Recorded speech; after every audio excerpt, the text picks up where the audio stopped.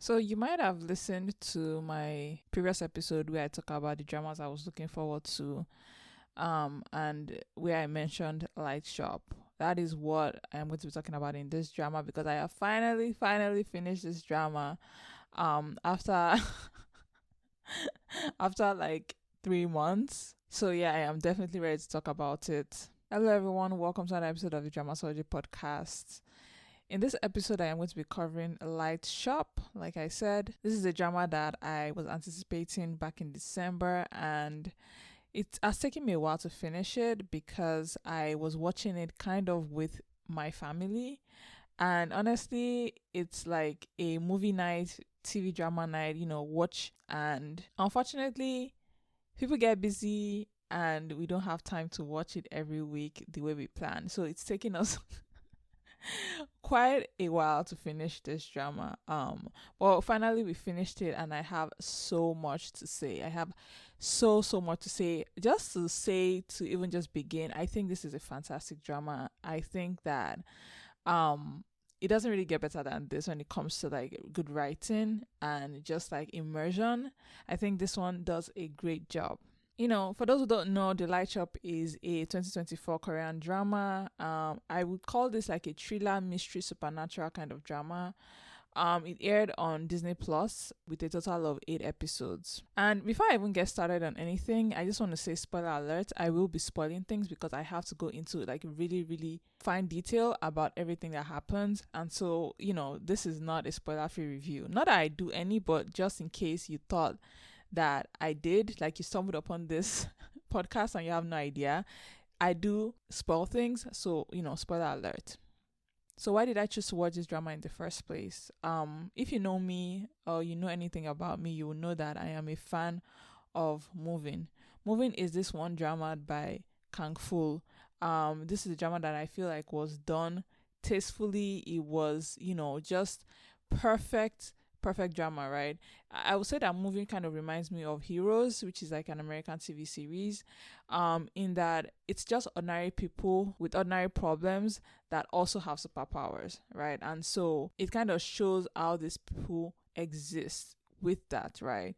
And Moving just was this beautiful thing that was like a gift to me when I watched it, right? Because I'd never seen anything like it, right? I especially liked the arc in Moving where, and spoiler again to if you've never watched Moving, not that like this drama has anything to really spoil because it's more about like the human story in that, but still, if you don't know anything about Moving and you like to keep it that way, fast forward to like 30 seconds of this. But basically, the arc that really sold me is the arc with Kim Jong-gi, right, who plays a character called Im Jae-suk. Im Jae-suk is this person that has lived in captivity his whole life because he was basically a traitor's son. And so since he was a kid, he's lived in this like dingy, tiny hole, right? And it was just super heart wrenching his story, and I think that kind of drove to me, like it drove home to me, like how dynamic Kang Fu is. When it comes to like storytelling, right? Like so, he could like Kang Fu could really do no wrong in my books. And so I was kind of determined to watch Light Shop because of that. And I'm glad I did. So just to give a quick summary of this, basically The Light Shop is a story about this group of strangers that, all seem to converge to this one light shop in a dark alley. That's kind of all we know. And that's, for the most part, when you start watching the drama, that's all that it seems to be. Just like regular people with like different lives, just like somehow ending up in this like light shop once in a while. I will say that this drama is pretty dark. Because one of the things we see almost immediately in like the first few episodes is someone being hacked up, or like it alludes to the fact that one of the characters gets like this emboweled, like like just caught up and put in a box. And so it's very scary, and it really has like a mysterious undertone as you kind of try and figure out what is happening, right? I would say that the light shop is a very interesting idea to me. That idea of, okay, why is the light shop there, right? What is its purpose was very interesting to me, and I think that was kind of what I was trying to figure out what it was there for. Like, why was it a concept in this show, right, or in this drama, right? I will say that this drama doesn't really have a main lead. It has like an ensemble cast, right? So it features a bunch of people who, as I said, appear to be strangers, right? And once in a while, I mean, they will cross paths, right? But everyone is kind of just living their life. It's as we go on and on that we find out that like they are all kind of connected, at least most of them, by this accident, right? And that's kind of when we find out that like, okay, most of these people were in a coma, right, from this accident. Now, if I was to talk about the story of this drama, and this is the part that really impresses me, there's really a lot that you can pull from this. Just to start, I would say that the big overarching theme, right, in this story is will, right? It's will, it's remembrance, right? The story, as you watch on and on, kind of suggests that there exists a world where people go to after they die, right? This is like, it's not purgatory because technically these people are in their final destination, it would seem. But I would say that it also acts as purgatory for people that end up in a coma, right? So basically people that are not dead yet, right? But they are, I guess, in this like in between state also end up here, right? But what makes, I think, those people in a coma, those people that are like in limbo different is that they have access to this light shop in this world that can essentially take them back to the real world, right? So everyone that is in a coma, right, is able to go into this light shop and find their light, right? And it is with this that they are able to like go back to the real world. Those that are dead, right? And for the like purpose of this like review, I will call them the undead, right? These undead people, right, are not able to go into this light shop and find their life for themselves. So that essentially means that they can't really return to the real world. But it's interesting because I would say that this other world is kind of just existing on the same plane as the real world. They are kind of essentially in the same place. It's just almost like an overlay of this other world that exists. But honestly, it's almost the idea of ghost, right? That the idea that like there's someone who's dead that might be in your closet or something, or sharing your room, right? Because the idea is that they exist in the same world that you do, but in a different like dimension of the same world, right? And I like this concept. I like how this drama explores the idea of life and death and what it takes to kind of wake up from a coma, like what it means, right, to be back in the real world, right? It kind of tries to create a story in that like uncertainty of like coma and being alive but also not really being alive, right? It's, I think, that idea of like the light at the end of the tunnel, right? The idea of hope, the idea that there is an end to a nightmarish situation, right? Which I think this drama alludes to, it being like this other world, right? A world where only those who have really passed belong, right? And so it's very lovely. I just love that about this, right? Another aspect that is in this drama that I find interesting is that it features a bunch of different people and how they kind of tie into this idea, into this other world in their own different ways, right? Some people tie into the world, or I would say the universe, that Kang Fu has built, because if you don't know this story, this drama is based on a manhwa by Kang Fu, right? So I guess he has creative control over how this drama was adapted, right? Because he is the, I think, screenwriter and director or something like that, right? So it's his vision for how his own world will look, right? Because he has this whole universe where there are different characters and moving is one of them, right?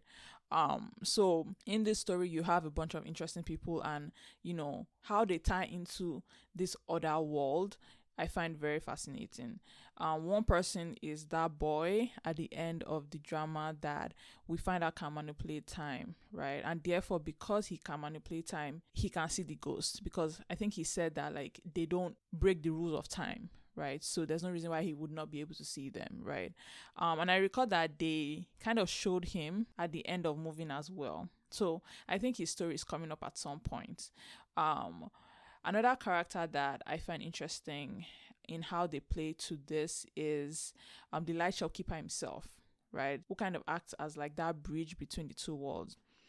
Another character is the nurse. The nurse is very interesting, right? And to an extent, she's what kind of made it difficult for me to understand what the story was about, because I just couldn't understand how she fit into it at the beginning.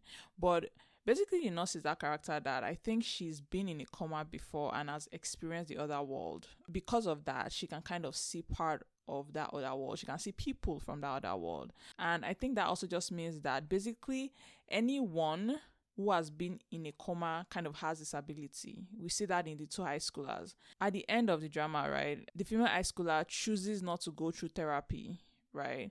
Not to go through treatment. That's kind of why she can remember the other life. Although, I mean, to anybody that is seeing her, she obviously would just be delusional, right? It would seem like she's crazy. But it's because she did not go through that therapy. As opposed to the male high schooler, right? The one that had the leg problem in the other world. He goes through therapy and gets his mind, I guess, fixed, right? And even though he still has moments where he's kind of like unsure about things, it seems like it's all about convincing them that that other world is fake, right? Because again, it's the idea of like, if you go to sleep and you're in this other world and you're, dreaming basically, right? Is your dream real? In this case, it is real, but they kind of convince them that it's not, right?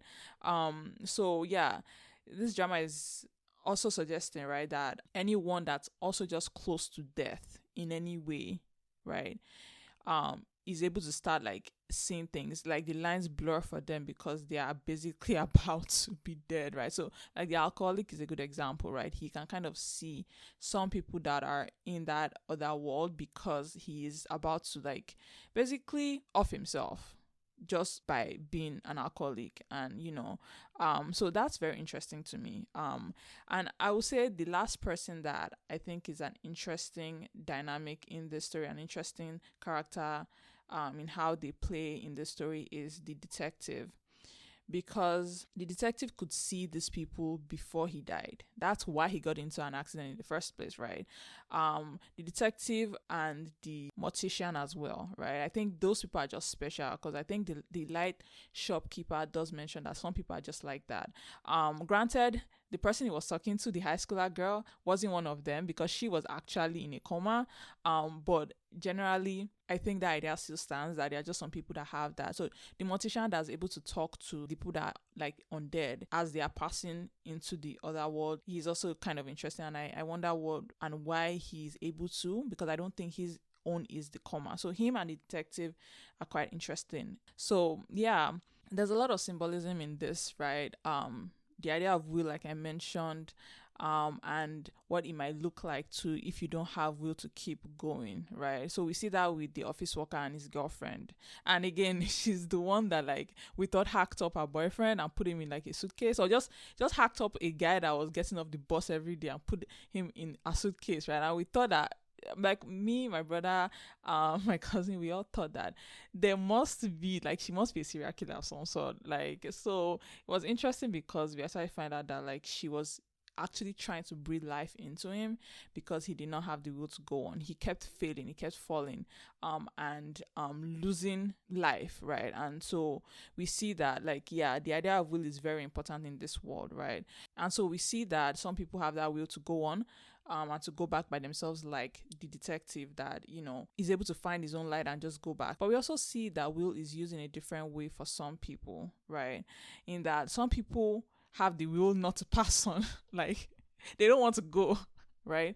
So, and this is one of the most interesting aspects that I took away from this story, is that some people don't want to leave, right? And that's the idea of like, people that just like want to stay, like ghosts, right? So for example, the girlfriend at the end, right? The office worker's girlfriend, the mute girl, right? Same for the lady that got burnt in the fire, and the high schooler's dead classmate, the one that she keeps seeing once in a while, right? I mean, the show stops before it becomes apparent, but it seems that people's will to leave can remain, right? Either because they are angry or they're just unreconciled about something that's happened to them, and so that like makes them stay, right? But for some reason it seems like there's something wrong with them, like there's something amiss with them, right? Because the only time I would say I got scared in this drama, even though this drama had a lot of moments that were kind of like jarring, right, was that moment when the office worker is in his wheelchair and he's, raising his hand to like wave the light to like, I guess, the motion sensor to come back and turn on that light, right? And the girlfriend suddenly just appears hanging from his hand, right? Because she's so unreconciled and she's like, yeah, I'll follow him, right? So that was the moment I was so scared. And same with like the high schooler like classmate, right? That girl's classmate was like, oh yeah, let's be friends, but she sounds kind of creepy, like she sounds demonic, right? Or like, for example, another one is that man that attacks the nurse in the parking lot, right? Because the nurse did not pay any attention to him just as he was dying, right? And so he ended up dead, right? I think there's something wrong with those people, right? And they shouldn't really be there. I think they are breaking rules in some way, right? And I think that explains why the restaurant man that died with the detective, that is, right, was chasing that brunt lady, right? Remember, like, that was why detective and him ended up dead, because they ended up getting hit by a car or something like that, right? But it shows that there's obviously some people that are not supposed to be in that world that are staying by force, right? And that poses a problem. That also sounds like a season 2 right there, right?